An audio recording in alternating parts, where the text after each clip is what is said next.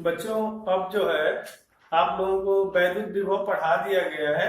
तो वैद्युत विभव के बारे में, चाहे वैद्युत क्षेत्र के बारे में आप विधिवत अध्ययन कर चुके हैं। इसके लिए जो है कि मैं अगले जो एक नेक्स्ट टॉपिक पे आपको जो है लेकर चलता हूं।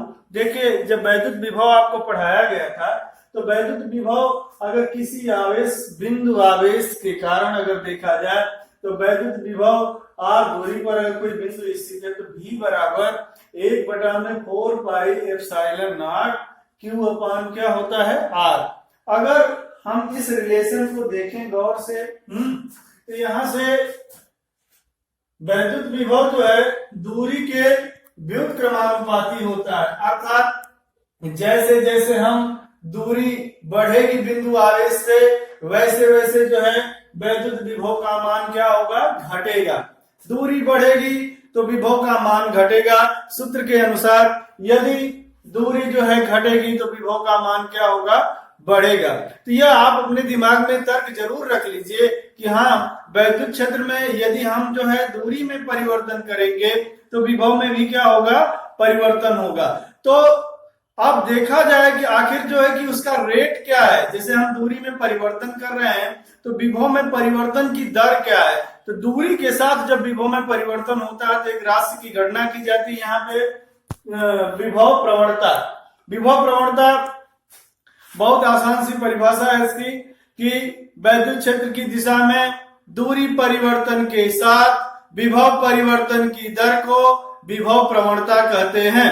यदि कहने का मतलब यह है कि वैद्युत क्षेत्र की दिशा में दूरी में परिवर्तन dr हो तथा विभव में परिवर्तन क्या हो, dv हो, तब जो है विभव प्रवणता का मान जो है कि dv अपान क्या होता है, dr। ये dv क्या दिखा रहा है बच्चों, विभव में परिवर्तन, और dr क्या दिखा रहा है, दूरी में परिवर्तन। तो यह दूरी परिवर्तन की दर को ही हम क्या कहते हैं, दूरी के साथ विभव परिवर्तन की दर को ही हम विभव प्रवणता कहते हैं। लेकिन पूरी जो है कि कॉन्सेप्ट को हम वैद्युत क्षेत्र के भीतर रखेंगे। बिना वैद्युत क्षेत्र के जो है कि विभव संभव नहीं है।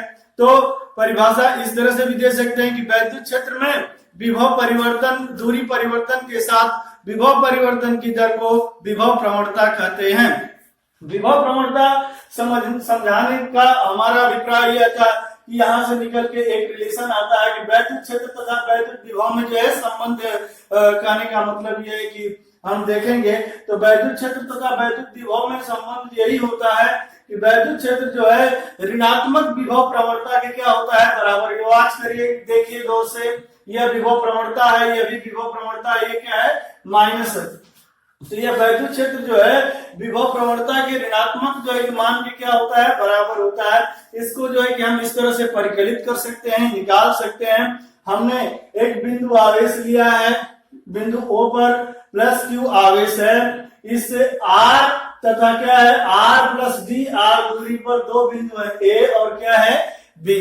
बिंदु A पर विभव क्या है, V है, जबकि बिंदु B पर विभव V माइनस क्या है, dB है। यहाँ समझने वाली बात है कि यह बिंदु A जो है बच्चों वह Q से कम दूरी पे है, जबकि बिंदु B जो है हमारा बिंदु O से जो है ज्यादा दूरी पे है, थोड़ा सा ज्यादा दूरी पे है। इसलिए यहाँ विभव का मान इसकी तुलना में क्या होगा, कम होगा।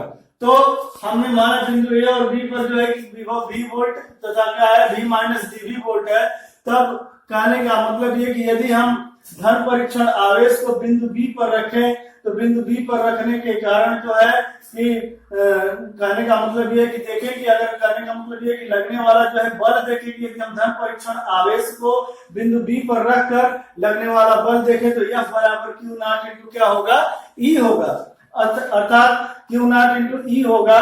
तब अगर हम धन परीक्षण आवेश को बिंदु B से dr दूरी तक बिंदु B से A तक लेकर अगर हम आ रहे हैं तो किया गया कार्य क्या होगा, तो किया गया कार्य बराबर बल गुणे क्या होगा, विस्थापन। चूंकि बिंदु A और B एक ही रेखा में है इसलिए इनके बीच का कोण कितना होगा, 180 अंश, बराबर F dr cos कितना होगा, 180 अंश। F की जगह पे बच्चों रख सकते हैं Q इंटू क्या है, E, और cos 180 अंश का मान क्या होता है, -1 होता है। तब वैद्युत विभवांतर देखें बिंदु ए और बी के बीच में, तो बी ए माइनस बीबी बराबर क्या होगा, दो बिंदुओं के बीच किया गया कार्य बटा परीक्षण आवेश का अनुपात। ये जो है दोनों बिंदुओं के बीच जो है वैद्युत विभवांतर कहलाएगा।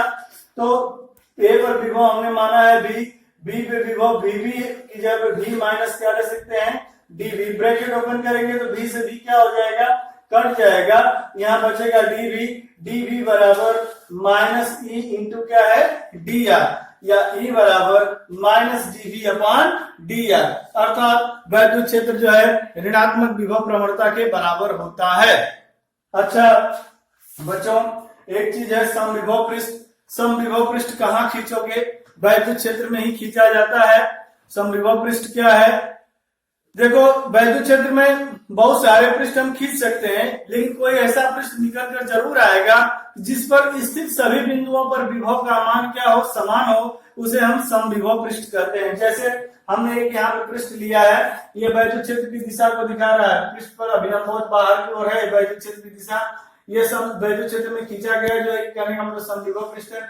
इस पे मेनी टाइप्स जो है बिंदु, बहुत प्रकार के बिंदु जो है आपको मिलेंगे। यदि हम सभी बिंदुओं पर विभव चेक करें, अगर इस पर 2 वोल्ट विभव है तो इस बिंदु पर भी कितना हो, 2 वोल्ट, यहाँ भी कितना हो, 2 वोल्ट, अर्थात सभी बिंदुओं पर विभव का मान क्या हो, समान हो, तो ऐसे पृष्ठ को हम समविभव पृष्ठ कहते हैं। तो परिभाषा बहुत आसान है, समविभव पृष्ठ की परिभाषा अगर जो है कि आपको लिखने के लिए आ जाए तो आसानी से लिख सकते हैं कि वैद्युत क्षेत्र में खींचा गया वह पृष्ठ जिस पर स्थित सभी बिंदुओं पर विभव का मान समान होता है, उसे ऐसे पृष्ठ को हम समविभव पृष्ठ कहते हैं। अच्छा, दूसरी परिभाषा भी बच्चों आप लोग बड़े आराम से दे सकते हैं। यदि 2 बिंदु हैं, अगर किन्हीं दोनों बिंदुओं के बीच यदि हम विभवांतर निकालें तो 2 में से 2 जाएगा तो क्या होगा, 0 होगा, क्योंकि सभी बिंदुओं पर विभव का मान समान है। तो दूसरी परिभाषा ऐसे भी दे सकते हैं कि वैद्युत क्षेत्र में खींचा गया हुआ पृष्ठ जिस पर स्थित किन्हीं 2 बिंदुओं के बीच वैद्युत विभवांतर 0 होता है, उन वैसे पृष्ठ को हम समविभव पृष्ठ कहते हैं।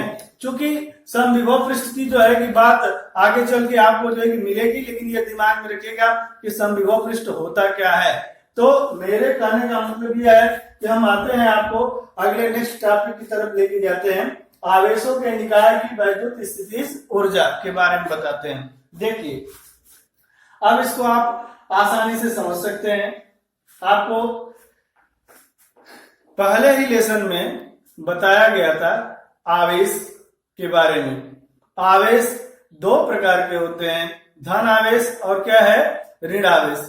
समान आवेश, सजातीय आवेश एक दूसरे को प्रतिकर्षित करते हैं, जबकि विजातीय आवेश एक दूसरे को आकर्षित करते हैं। बच्चों, तो अगर हम किसी आवेश का निकाय बनाना चाहें तो जब हम 2 आवेशों को परस्पर समीप लाएंगे, अगर वह समान प्रकार के, तो उनको समीप लाने पर प्रतिकर्षण बल के विरुद्ध हमें क्या करना होगा, कार्य करना होगा।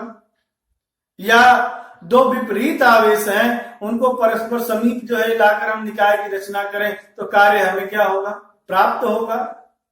यह किया गया कार्य ही उसमें उस पूरे सिस्टम में, पूरे निकाय में इस ऊर्जा के रूप में संचित हो जाता है, जिसे हम उस निकाय की वैद्युत स्थितिज ऊर्जा कहते हैं। लेकिन आपको ध्यान में रखिए, यदि आवेश अनंत दूरी पे है तो अनंत दूरी पर स्थित आवेशों के निकाय की वैद्युत स्थितिज ऊर्जा क्या मानी जाती है, 0 मानी जाती है।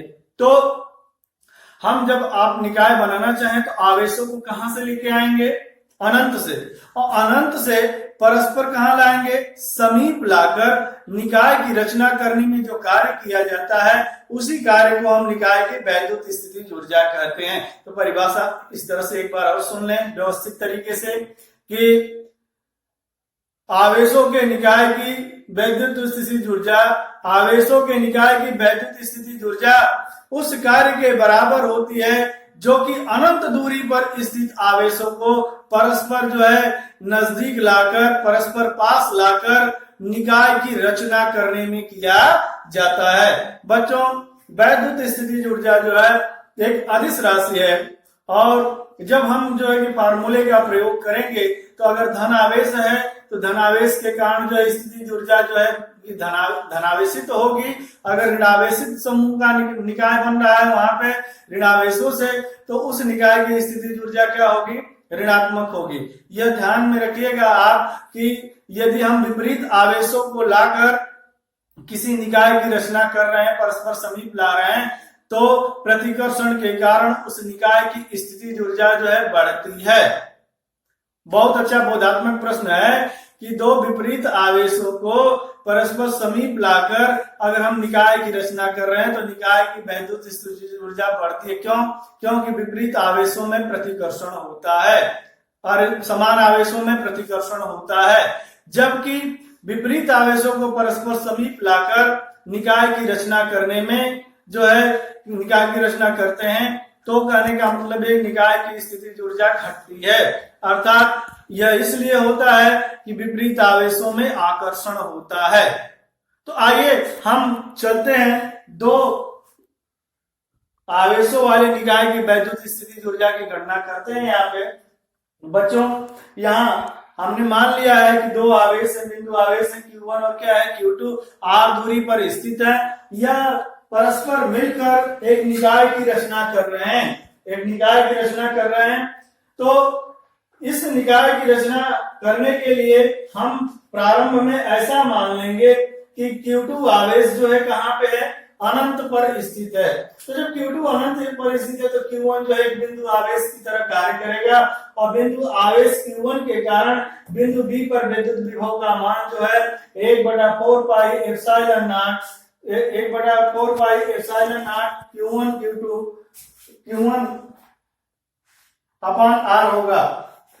एक B बराबर, यहाँ देखिए B बराबर 1/4 pi epsilon not Q1 upon R होगा। जब हम आवेश को Q2 आवेश को अनंत से बिंदु B पर लाएंगे तब बिंदु B पर विभव का मान जो है कि V है, तब जो है कि किया गया कार्य W बराबर आवेश गुणे जो है बिंदु B पर क्या है, विभव। तो यहाँ V का मान अगर हम रखें तो 1/4 पाई एप्सिलॉन 0 Q1 अपान क्या होगा, R, या किया गया कार्य W बराबर 1/4 पाई एप्सिलॉन 0 Q1 Q2 बटा में क्या होगा, R। 0 भी से पढ़ सकते हैं, Q एप्सिलॉन 0 भी पढ़ सकते हैं और एप्सिलॉन नॉट भी पढ़ सकते हैं। तो यहाँ ध्यान दीजिए, तो परिभाषा में आए कि परिभाषा के अनुरूप अगर हम देखें बच्चों, तो सबसे पहले आपको यह दिखाई देगा कि निकाय की रचना करने में किया गया कार्य ही उस निकाय की वैद्युत स्थितिज ऊर्जा की क्या होता है, बराबर होता है। तब इसका मतलब यह है कि विद्युत स्थितिज ऊर्जा U बराबर क्या होगा, W, और W की जगह पे हम रख सकते हैं 1/4 पाई एप्सिलॉन 0 Q1 Q2 अपान क्या है, R। इस फार्मूले से दो कणों के निकाय की, दो आवेशों के निकाय की वैद्युत स्थितिज ऊर्जा की गणना की जा सकती है।